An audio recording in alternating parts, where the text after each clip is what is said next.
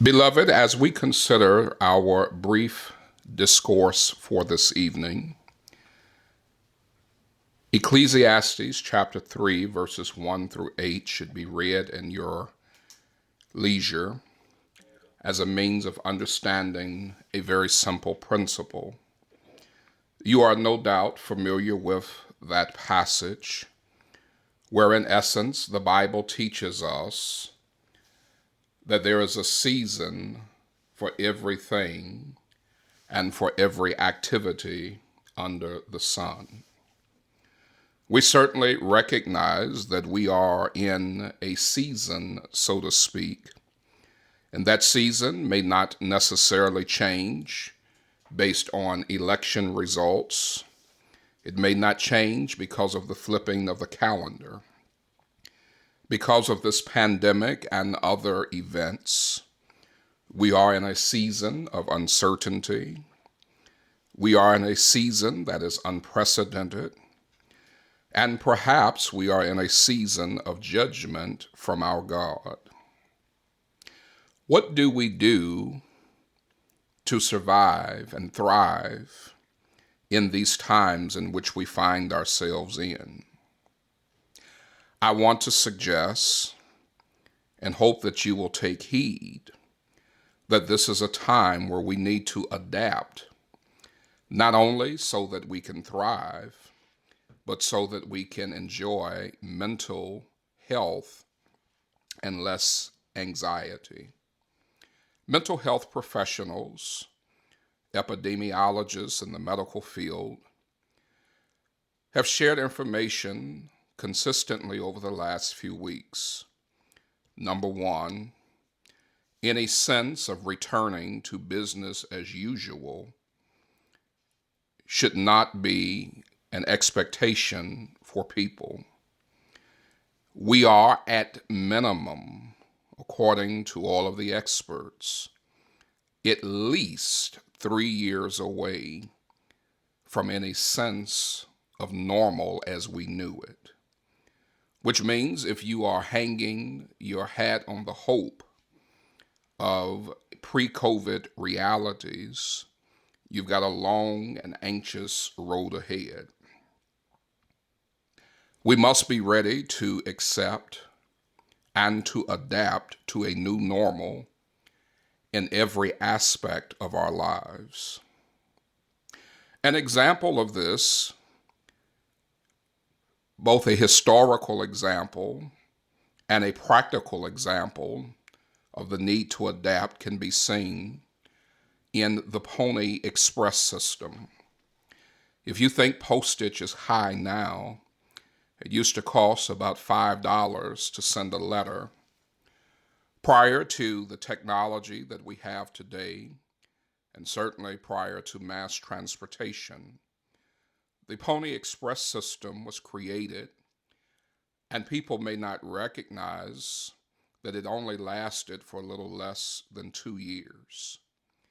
There was some value in trying to use the Pony Express system because in 1841, for example, when President William Henry Harrison died, it took 110 days for news to reach the Los Angeles area about his death.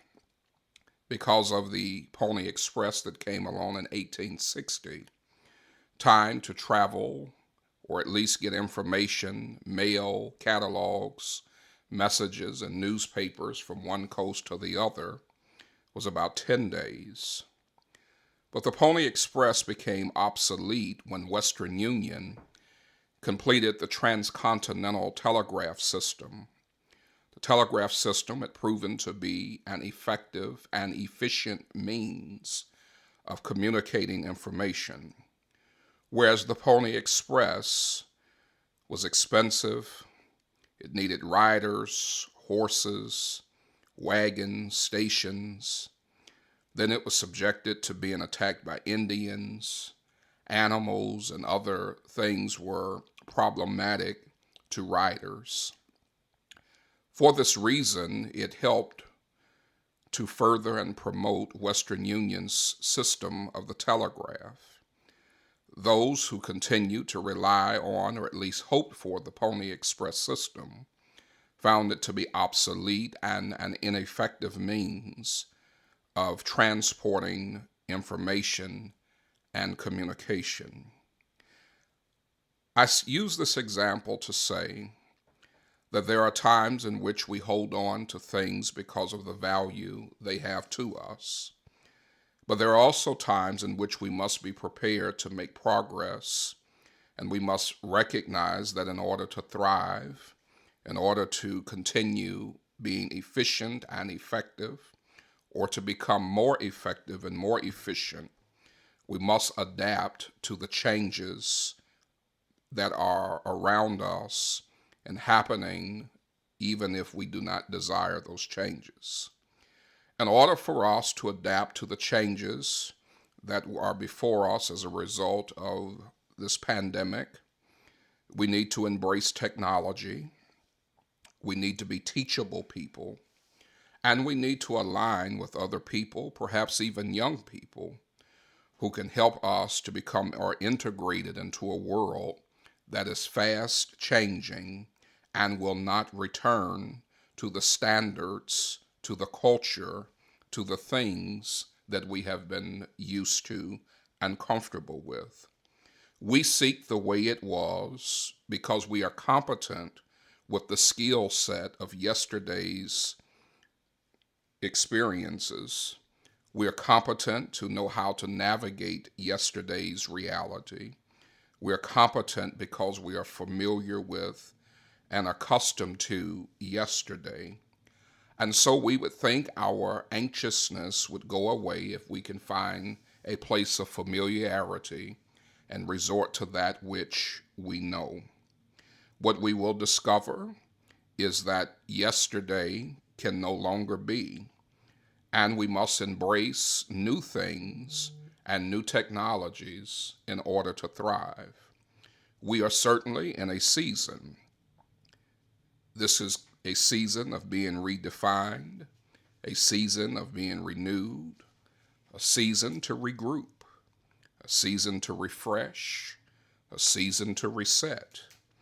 And if indeed what we are experiencing is the result of being in a season of judgment, it is also an opportunity to use this as a season of repentance.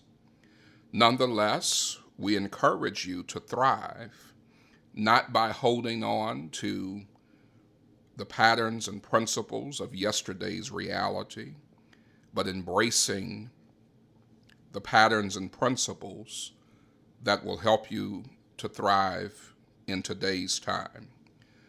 When it comes to the church, for example, we never suggest any changes to the doctrines of the Bible.